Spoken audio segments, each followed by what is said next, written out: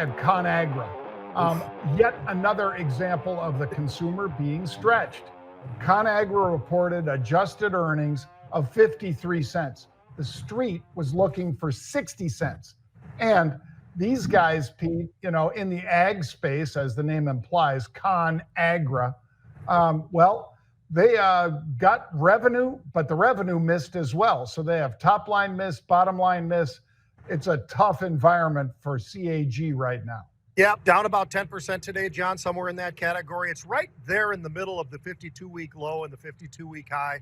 That part's interesting to some degree, but when you year over year are down 20% on your earnings and you missed this quarter as far as what people were looking for, that's bad. That's bad. And then margins decrease, that's bad. And then all of a sudden you look over at the revenue or the sales, that's down 4%. That's bad. I mean, across the board right now, I sound like a broken record with some of these companies, but you look at ConAgra and you say, well, it's got to show us something. And at some point, maybe they can make that turn. They haven't been able to make it yet. The one thing that I can say is a positive, they did reaffirm the guidance for 2025.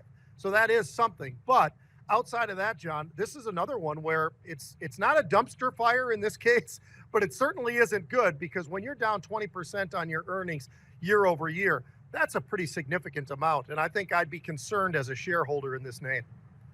Yeah. And speaking of names, Pete, Duncan Hines, Marie Callender's, Bird's Eye, Healthy Choice, Slim Jim, Ready Whip. I mean, these are all some of the names, the brands, if you will, that are underneath ConAgra. And consumers are cutting back, and I bet their input prices are up, Pete. So that's a double negative for ConAgra.